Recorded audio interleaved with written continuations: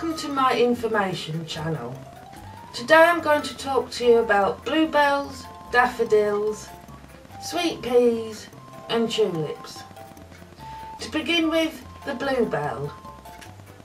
The bluebell scientific name is Hyacinth odolis non-scripta. Bluebells are a perennial bulbous herb with flowering stems to about 50 centimetres tall. They spend most of the year as a bulb underground and emerge to flower from April onwards. Spanish bluebell, Hyacinth hispanica, this non-native escape is threatening our native species when garden waste is fly-tipped in the countryside. Spanish bluebells become established interbreeding with native bluebells, changing future population forever.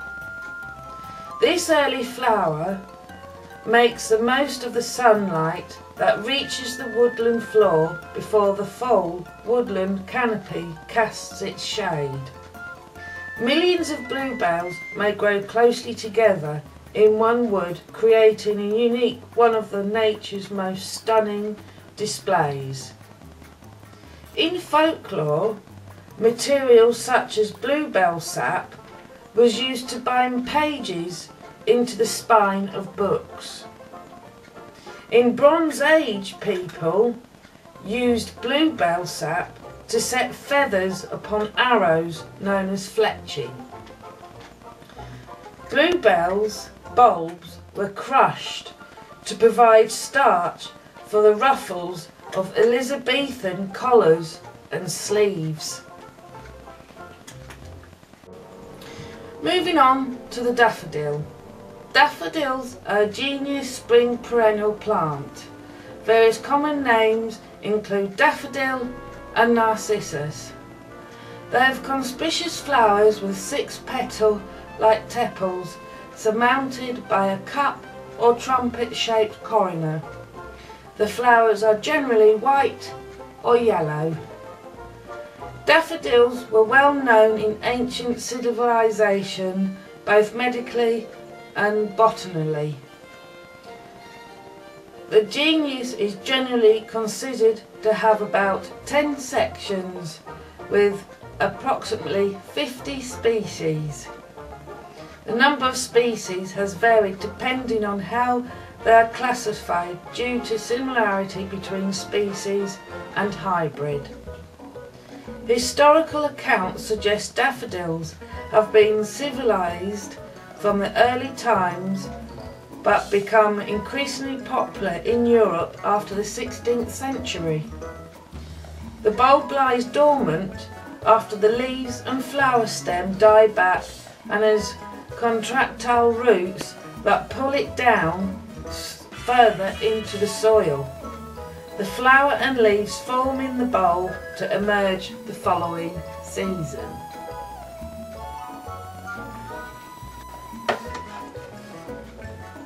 Moving on to the sweet pea. Sweet pea is a flowering plant native to Sicily, southern Italy and of course the UK. It is an annual climbing plant growing to a height of 1 to 2 metres where suitable support is available. The leaves are pennated with 2 leaflets and a terminal tendril which twines around supporting plants and structures, helping the sweet pea to climb. In the wild, the flowers are purple, 2 to 3.5 centimetres broad. They are larger and very variable in colour in the many cultivates. Sweet peas have been cultivated since the 17th century and a vast number of cultivators are commercially available. They are grown for their flower colour, usually in pastel shades of blue, pink, purple and white, including bicolours, plus for their intense, unique fragrance. The large pea-shaped seeds are sown in cold frames in spring or autumn. The seeds benefit from pre-soaking or chipping with a sharp blade. Moving on to the last flower, the tulip. The tulip is an Asian and North African perennial bulbous plant from the lily family. It is a hibiscus herb with showy flowers. The genus native range went to the Pyrenees through North Africa to Greece, Turkey, throughout the Levant and Iran, north to Ukraine, southern Siberia and Mongolia, and east to the northwest of China. Tulips are a spring blooming perennial that grow from bulbs. Depending on the species, tulip plants can be between 4 inches and 28 inches high. Tulip stems have few leaves. Plants typically have 2 leaves.